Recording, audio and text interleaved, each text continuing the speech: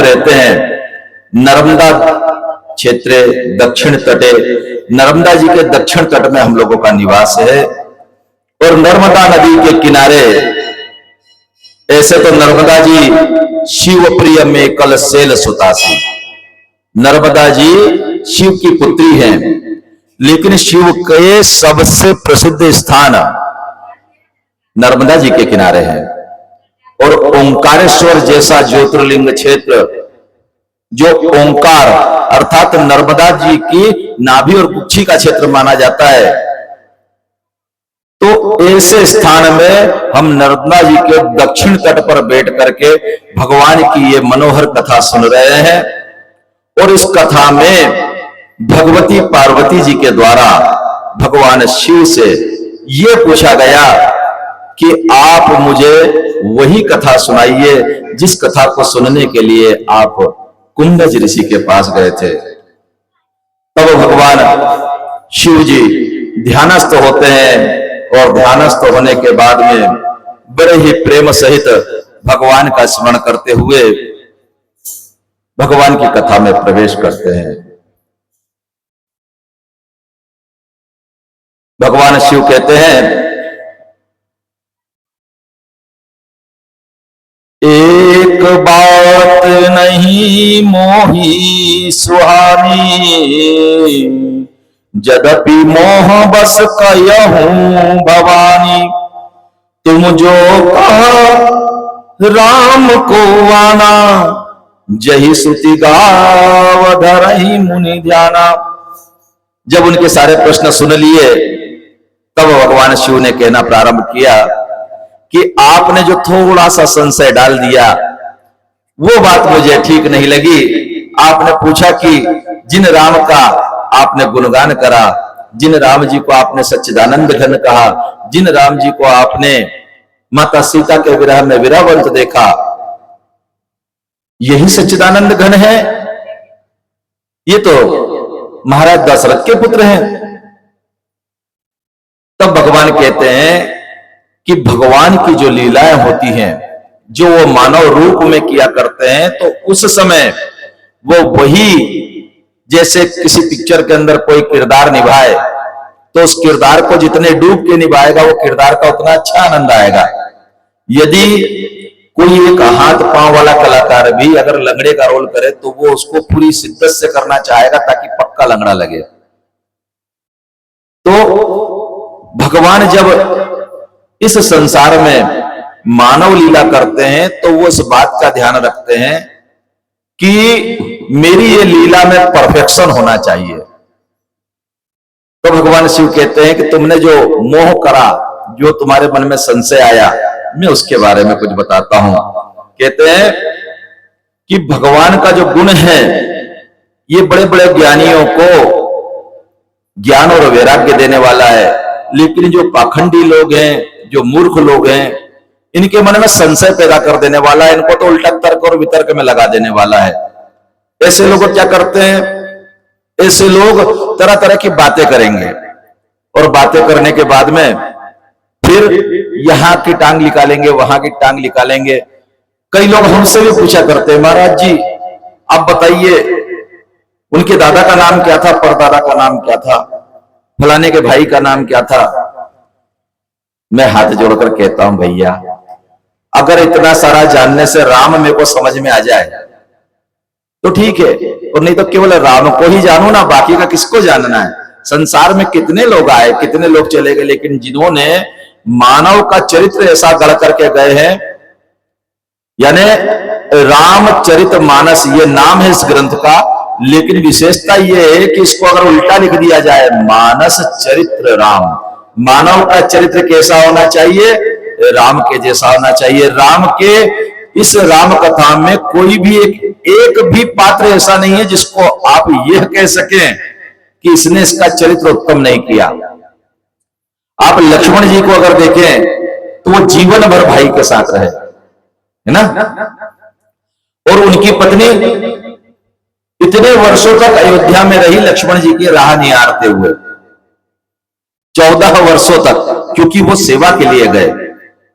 सीता जी का वनगमन तो हर किसी को दिखा, लेकिन उर्मिला जी का त्याग, लक्ष्मण जी की पत्नी का नाम उर्मिला था, उर्मिला जी का त्याग दिखा क्या? नहीं दिखा।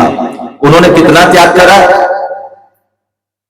14 वर्षों तक उस दीपक की सेवा करना और मां की सेवा करना, यह कर्म उन्होंने करा।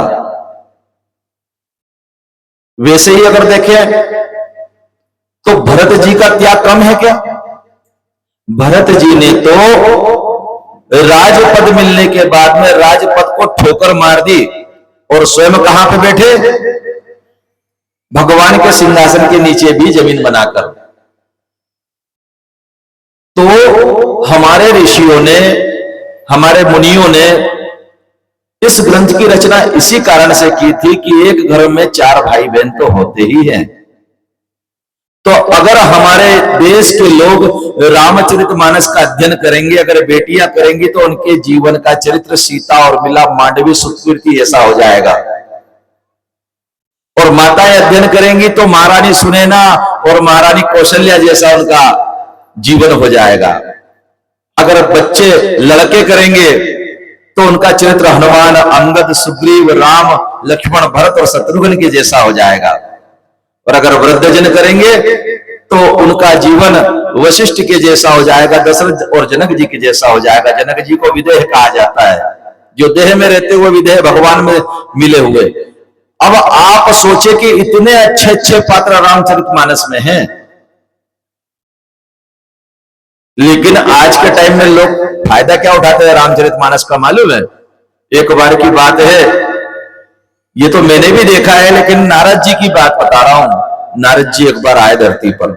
अब धरती पर आए तो क्या देखते हैं कि ऐसे कहीं पंडित जी कथा कर रहे हैं। उन्होंने कहा वाह यार, कितना अच्छा काम चल रहा है धरती पर, तो बहुत लोग पूजन पाठ कर रहे हैं। कहीं देखा तो बड़ी सारी रैली जा रही, कहीं पर देखा तो बहुत सारे लोग कांवड़ जा रहे हैं। बोले कितने पूजा पाठी लोग हैं, कितने अच्छे लोग हैं। उन्होंने कहा इनसे तो मिलना चाहिए। तो उन्होंने देखा कि एक आदमी हनुमान चालीसा वहां पर सुंदरकांड का पाठ कर रहा है हनुमान जी के मंदिर पर। जल्दी जल्दी गए, जाकर के बैठे और जयराम जी के करीब। बोले भैया, बोले 5 मिनट रुको।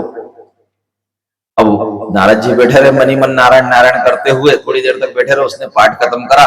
पाठ खत्म करने के बाद में शीघ्रता से बोलता है, महाराज जी लेट हो गया हूं, आपको मैं बाद में आकर मिलता हूं। अरे बोले भैया, मैं तो तेरे से बात करने के लिए रुका था, रुक जा थोड़ी देर। तो बोले क्या बात है महाराज जी, जल्दी जल्दी बोलो। देखो आज बात करने का टाइम नहीं है मेरे पास में, मैं तो सुंदरकांड का पाठ कर रहा था। बोले भैया तुम तो ऐसे डूब कर रहे थे, ऐसा आनंद आ रहा था। बोले हाँ महाराज जी, आज मिले है ना, कोर्ट में मेरे भाई के साथ केस लगा हुआ, उसने मेरी थोड़ी सी जमीन दबा ली है। मेरे भाई ने मेरे घर की जमीन दबा ली है और मेरा कोर्ट में केस लगा हुआ है और मैं जा रहा हूं कोर्ट में। अगर जीत गया तो शाम को आपको प्रसाद चढ़ाऊंगा। हनुमान जी को ही बोल दिया है। नारद जी ने माथा पकड़ लिया कि बोले राम और लक्ष्मण, ये इन भाइयों की कथा सुना रहा है जिन भाइयों ने अयोध्या के राज सिंहासन को लात मार दी थी। उन भाइयों की कथा हनुमान जी को सुना रहा है। और अपने भाई से 2 गज जमीन भाई ने ले लिए, तो वो जमीन के लिए हिस्सा और कोर्ट कचहरी करने जा रहा है। तो तेरा हनुमान जी क्या करेंगे तू ही जानता है।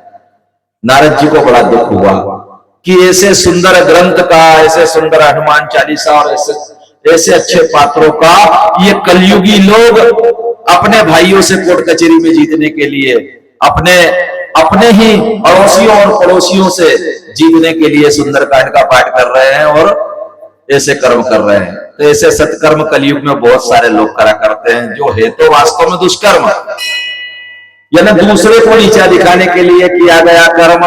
वो भले पूजन हो, पाठ हो, जप हो, कोई सा भी हो, वो तमोगुणी कहलाता है। और तमोगुणी कर्म आपको दुख देने वाला होता है। अगर आपने कोई काम, भगवान का भजन, कीर्तन, रैली, जुलूस, जलसा, कुछ भी, यदि आपने सम्मान पाने के लिए किया है, लोगों की भीड़ इकट्ठा करके अपने आप को ऊंचा दिखाने के लिए किया है, या उससे कोई पद प्रतिष्ठा या राज चाहना करने के लिए लिया है, तो वो राजसिक कर्म है। और जो कर्म मौन रह करके प्रेम के साथ, श्रद्धा के साथ, भावना के साथ ऐसे लोगों को साथ लेकर के किया जाए जिन लोगों के मन में भाव और प्रेम हो, वो कर्म सात्विक कहलाता है। जिस कर्म को करके उसका फल भगवान के चरणों में चढ़ा दिया जाए कि हे प्रभु आपका कर्म किया गया है, ये आपके ही समर्पण करते हैं, तदीय वस्तु गोविंदम तुभ्यमेव समर्पये। हे गोविंद, आपकी ही कृपा से हम ये भजन कर पाए और अब आपको ही हम सुप्रत कर देते हैं, तब जाकर के आपका वो कर्म सात्विक कर्म होता है। 3 तरह के कर्म होते हैं, राजसिक, तामसिक और सात्विक। तो जो हम लोग पूजा पाठ करके लोगों को दिखा देते हैं ना बहुत सारा, और लोगों को बताया करते हैं कि आप देखो हमने ये पूजा करी, ये मंदिर में गए थे, हमने सेल्फी खींच के डाल दी, वो मंदिर में गए थे ये करके डाल दिया। ये थोड़े से अंश में तो सही हो सकता है कि लोगों को प्रेरित करने के लिए, लेकिन हर जगह जा जाके जब हम ऐसी फोटोएं डालते हैं तो हमारा कर्म राजसिक हो जाता है और उसका भजन का फल नहीं मिलता। उससे लोगों को जरूर पता चल जाता है कि आप धार्मिक हो, लेकिन आप भगवान का भजन करते हो कि नहीं करते हो ये पक्का नहीं होता, वो राजसिक कर्म हो जाता है।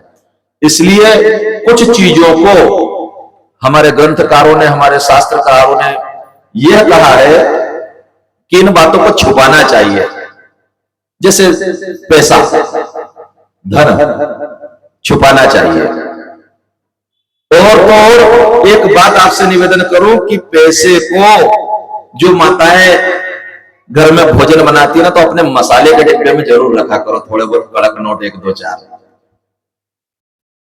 अगर 1 2 4 नोट आप कड़क घर में रखोगी ना तो आपके घर में पैसे की कमियां कम होने लगेगी। मसाले के डिब्बे में रखना चाहिए। आपने देखा होगा बूढ़ी अम्मा उन रखती थी। आप लोग तो सब बहुत आगे के क्या कहते हैं, विकास के रथ पे बैठे हुए लोग हो, वो गाड़ी वाला आता है ना, वो वाले रथ पे बैठे हुए लोग हो, लेकिन प्राचीन माताएं रखती थी। और कभी भी एक बात का ध्यान रखें कि नमक को नीचे ना रखें। अगर नीचे रखा रहेगा आपके घर में नमक तो लक्ष्मी जी का भाई है वो, आपके घर में बहुत कठिनाई से पैसा आएगा। और अगर हाथ उठा करके आपको नमक निकालना पड़ता है तो वैसा भी नमक ना रखे। जो डब्बा अपन घर में रखते ना वैसा भी नमक ना रखे। अगर ऐसा ऊंचाई से निकालना पड़ेगा तो भारी बढ़ेगी आपकी। जमीन से उठा के उठाना पड़ेगा तो आपको बहुत कठिनाई से पैसा मिलेगा, और ऊपर से उतारोगे तो आपको उधारी बढ़ेगी। इसलिए नमक आपने बुजुर्गों को देखा होगा, ऊपर चूल्हे के पास ऐसा हाथ पुर्जा ऐसे रखते थे, ऐसा ही रखते थे ना कि उठ करके सीधे हाथ नमक पे चला जाए। बुजुर्ग लोगों से कुछ सीखना चाहिए, ये बहुत ज्ञानी होते हैं। इन्होंने पढ़ाई नहीं करी थी लेकिन इन्होंने जीवन को सीखा था। एक बात बताइए, पढ़ाई करना जरूरी है कि जीवन जीना जरूरी है? जीवन पहले आना चाहिए। हमारा जीवन, कई लोग हम ऐसे देखते हैं जिन्होंने ज्यादा पढ़ाई लिखाई नहीं करी लेकिन वो बड़े प्रसन्न रहते हैं, खुश रहते हैं। उनका युवावस्था भी अच्छी गई, बच्चे भी अच्छे हैं, वृद्धावस्था भी अच्छी जा रही है। तो जीवन सीखने की चीज है, और जीवन को जब हम सीखते हैं तो फिर क्या होता है, हमारे जीवन में बड़ी बड़ी परेशानी भी चप्पलों जैसी निकल जाती, पांव जैसी छोटी सी बन करके निकल जाती है। घर के अंदर कुछ चीजों का ध्यान रख लेना चाहिए हमारे को। हमारे घर जो होते हैं ना, अगर लीपने वाले घर हैं तो वो लोग बहुत धन्य हैं जिनके घरों में आज भी जमीन हो। जिनके घर में अगर जमीन है तो ये मान के चलो कि वो कई बीमारियों से बचे हुए, कम से कम एक बीमारी से तो बचे ही है। कि फर्शी वाले घरों में, टाइल्स वाले घरों में माताओं के पांव की जो बारीक बारीक लकीरें होती ना, वो घस जाती है, और घसने के बाद एड़ी और घुटनों में दर्द आ जाता है। एड़ी और घुटनों में दर्द आ जाता है। जो बुजुर्ग लोग थे वो जमीन रखते थे, सप्ताह में 1 बार लीपना रहता था, यहाँ तो फर्शी दिन में 3 बार लगती है, और केमिकल से लगती है, अलग खराबी होती है, कपड़ों को लगना, चमड़े में रोग आना, कई तरह की चीज होती। लेकिन जब एक बार गोबर से घर लिप जाता था तो कहते हैं कि अतिशय शुद्ध हो जाता था। तो प्रयास करें कि अपने घर में भूमि की जगह रखें। आजकल हम लोग ऐसी चीजों के संपर्क में रहते हैं जिससे हमारे शरीर में बिजली बनती है। आपने कई बार देखा होगा, टेरिंग टेरिकॉट का कपड़ा उतारते एक चिंगारी जैसी निकल जाती, कई बार चट से चिंगारी निकलती है। या पहले पुराने लोग जब रेडियो बजाते थे तो सेल को अगर ऐसा उंगली लगा देते थे तो रेडियो की आवाज अच्छी हो जाती थी, क्यों? क्योंकि हमारे अंदर स्वयं वो बिजली बनती है। हमारे जो हृदय होता है, हृदय के, जब तुमने देखा होगा कि अस्पताल में जाते हैं तो एक मशीन लगाते हैं हृदय पे, तो उसमें तरंगे आती है ऐसी ऐसी, ईसीजी, इलेक्ट्रोमैग्नेटिक किरणें रहती हैं वो भी। तो जो हमारे शरीर में आजकल का जो पहनावा, उठना बैठना और सारी चीजों को हाथ लगाना है, उससे होता यह है, उससे होता यह है कि हमारे शरीर में बिजली ज्यादा हो जाती है और उससे हमको होती है घबराहट, उससे होती है बेचैनी। और हमारे शरीर का जब इलेक्ट्रिक टेम्परेचर बढ़ जाता है तो हमारी हार्ट बीट्स, हमारी मस्तिष्क की नस और हृदय की ये धड़कनें अनबैलेंस होती है। तो इसके लिए क्या करें? इसके लिए आप कम से कम 1 घंटा जमीन पर नंगे पांव चले फिरे। जहां पर भी जमीन हो, भूमि, ऐसा नहीं ये पत्थर है, जहां पे भूमि हो, भूमि में आप 1 घंटे का समय रोज दें। कुछ मिट्टी का बनाए, मिट्टी के बर्तन बनाए या मिट्टी का चूल्हा बना ले या कुछ भी बनाए, अपने खेत की और जो बगीचे होते हैं उनको संभाले। भूमि की बात निकली तो मैं आपसे निवेदन करना चाहूंगा एक विशेष बात के लिए। जीवन में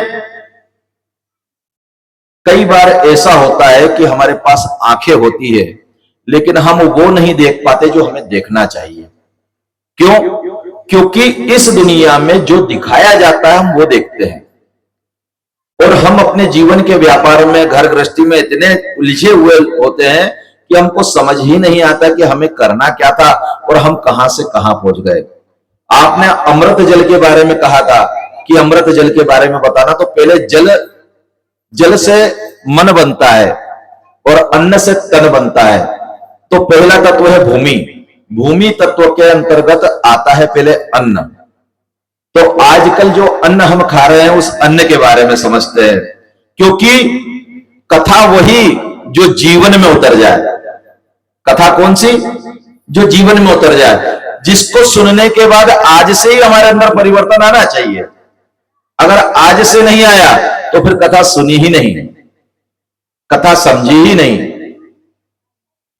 आपको अच्छी तरह से ज्ञात होगा कि पहले जो घोड़े होते थे ना, इनमें भी इतनी सब्जियां होती थी कि लोग घर तोड़ तोड़ के ले जाते थे।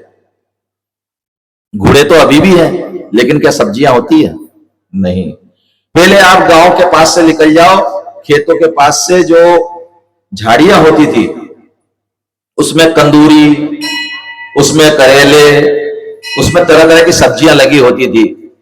लोग उन भूरे कुमड़े और बड़े कद्दू तोड़ तोड़ के ले आया करते थे। लेकिन वो सारी व्यवस्था कैसे बदल गई? कभी इसके बारे में विचार करा?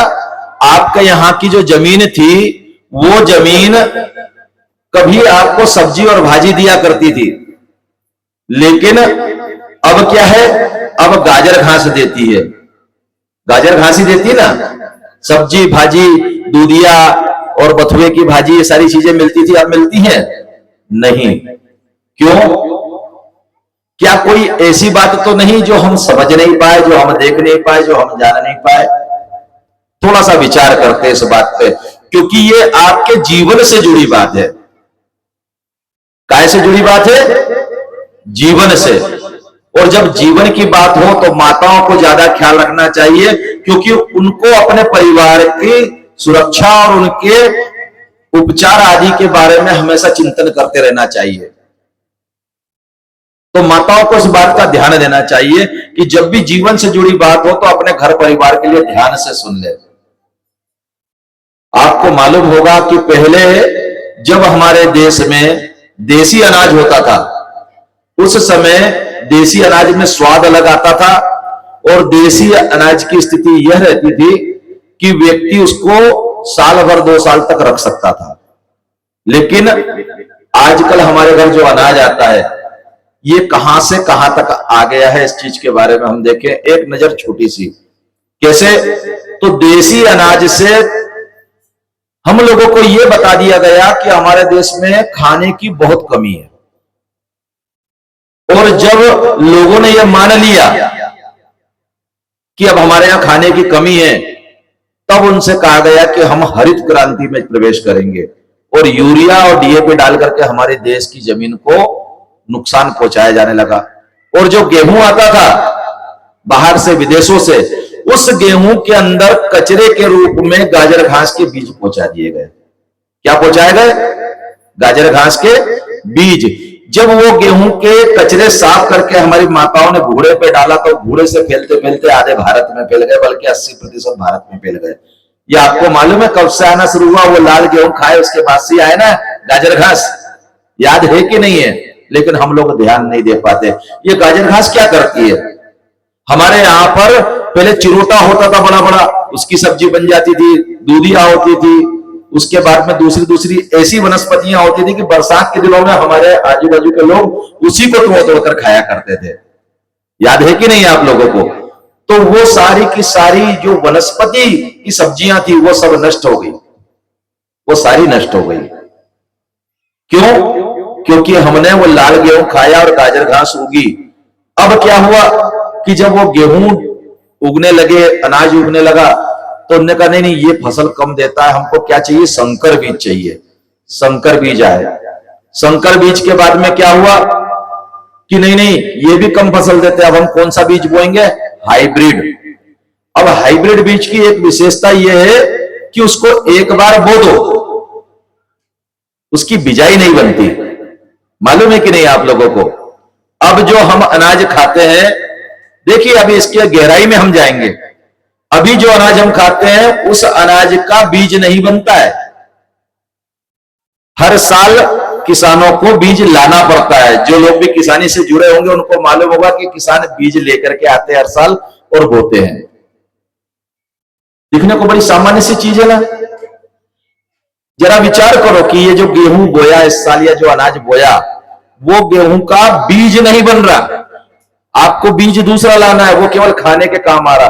अर्थात ये आप विचार करो कि जो गेहूं उगा है वो मां बाप नहीं बन सकते। जो गेहूं आप खा रहे हो ना, वो गेहूं माता पिता नहीं बन सकता। उगेगा ही नहीं तो उसमें उम्बी आएगी नहीं, उम्बी आएगी नहीं तो बीज बनेगा नहीं, फल आएगा नहीं। अर्थात वो गेहूं कैसा है, वो अनाज कैसा है? बांझ। वो अनाज कैसा है? बांझ अनाज है। और जैसा खाओ अन्न वैसा बने तन। आजकल आज से 20 साल पहले आपको खंडवा में कहीं पर भी कोई भी व्यक्ति ऐसा नहीं मिलेगा कि जिसने ये कहा हो कि आईवीएफ से बच्चा हुआ हमारे घर। कोई था क्या 20-25 साल पहले? अभी एक रोज आईवीएफ वाले यहां पर ऑटो चला रहे थे, ऑटो में उन्होंने आवाज लगा रखी थी कि हमारे को 80,000 बच्चे, 80,000 सीताराम।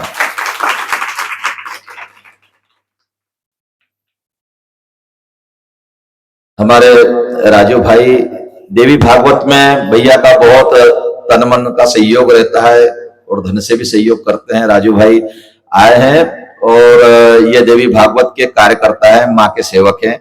आप लोग सभी इनका तालियों से एक बार पुनः स्वागत करते हैं। तब जो बीज हम ऐसा खा रहे हैं उससे माता पिता जब बनने की उसमें क्षमता नहीं है, तो आप विचार करें कि जो बीज हमने लेकर के आए वो बच्चों ने खाया।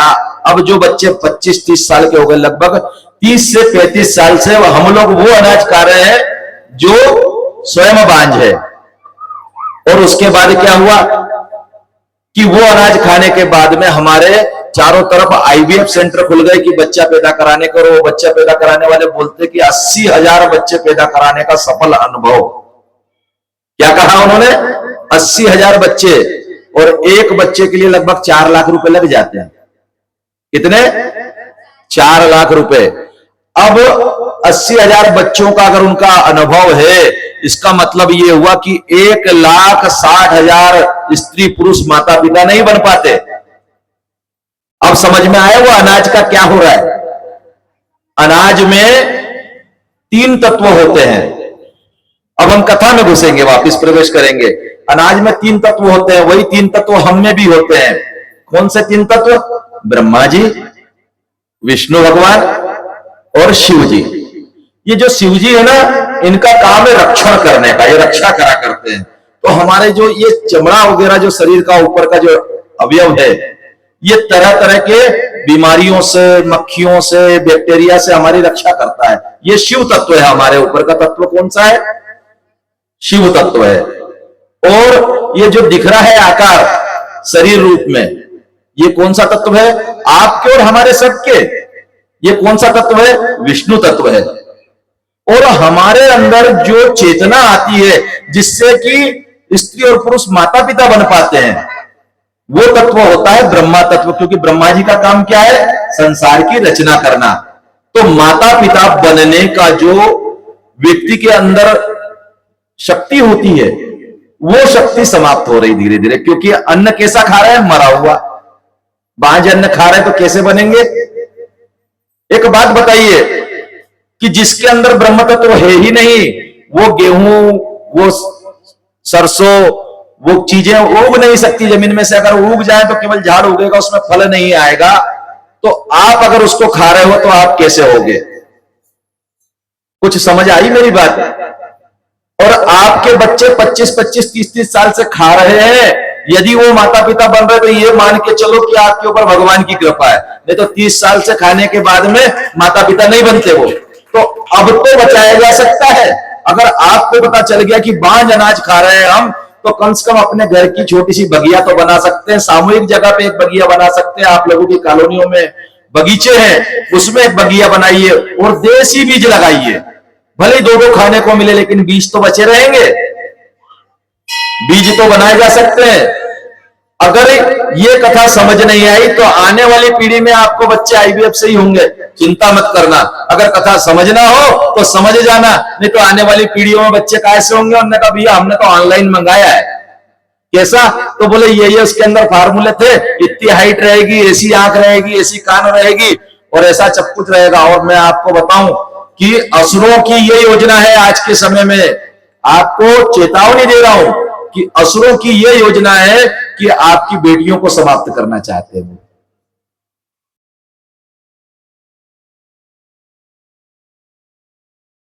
बात कुछ ऐसी लगी ना कि जो समझ नहीं आई, लेकिन कोई ऐसे ही थोड़ी कहेगा बेटी बचाओ बेटी पढ़ाओ।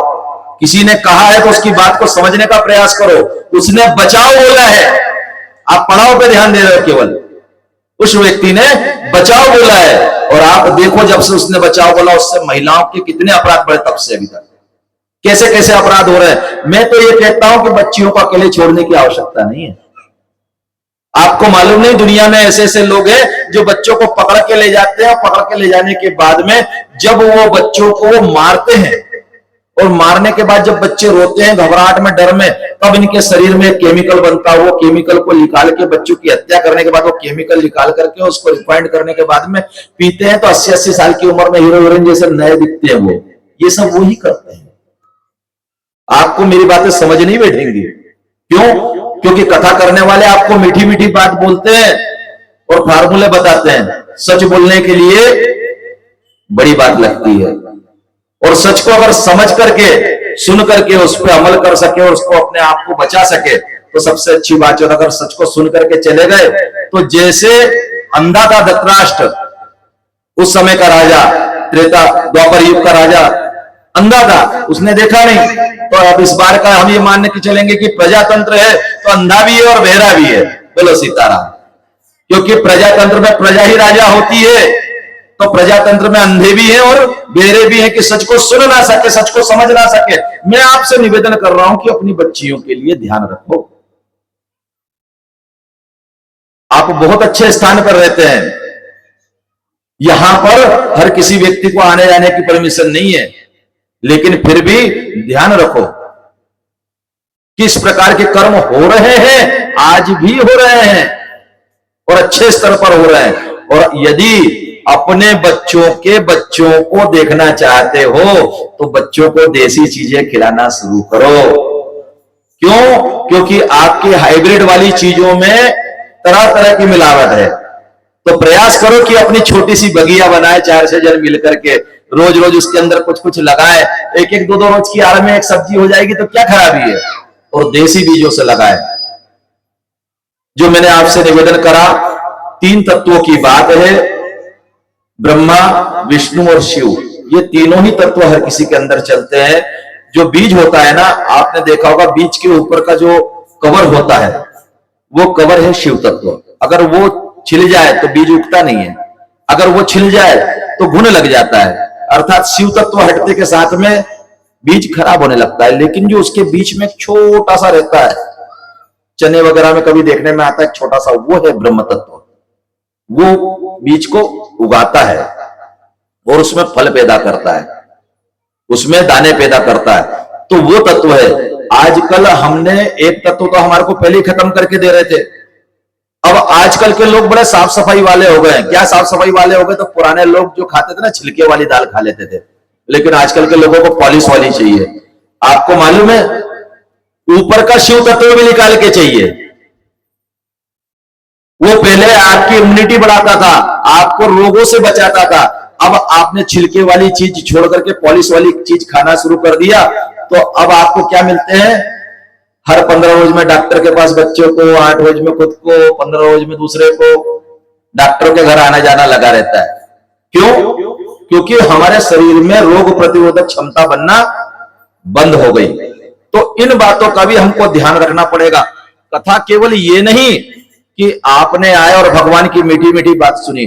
भगवान अगर मान लो आपको जागने का अवसर दे रहा है, आपको यह बात बताई जा रही है कि ब्रह्मा, विष्णु और शिव ये तीनों हर चीज में है, तो आपको इन तीनों का तालमेल समझना पड़ेगा। अगर आपके भोजन में बिगड़ रहा है तो आपको रोग आएंगे। और अब केमिकल की जो हम खेती कर रहे हैं, तो 30% तो हमारे को उसमें जहर है, और फिर ऊपर से नकली भोजन, उसमें ब्रह्म तत्व नहीं। तो इन चीजों को समझना पड़ेगा। कभी हमारे देश में इतना सुंदर, और हमारे देश की जो मट्टी थी वो चंदन सी हुआ करती थी। आजकल के समय तो कंडीशन ये हो गई कि आप खेत में बरसात में चले जाओ, पांव खराब नहीं होंगे, चप्पल जूते पहन के घूम कर आ सकते हो। इतनी कड़क खेत की जमीन हो गई है। क्यों?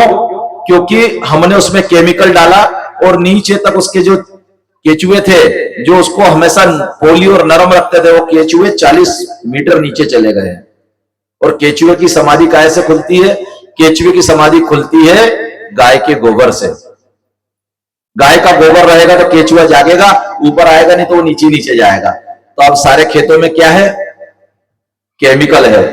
आइए एक भाव करें कि जैसा भजन है हमारा, उस भजन के हिसाब से हमारे देश की माटी हो जाए।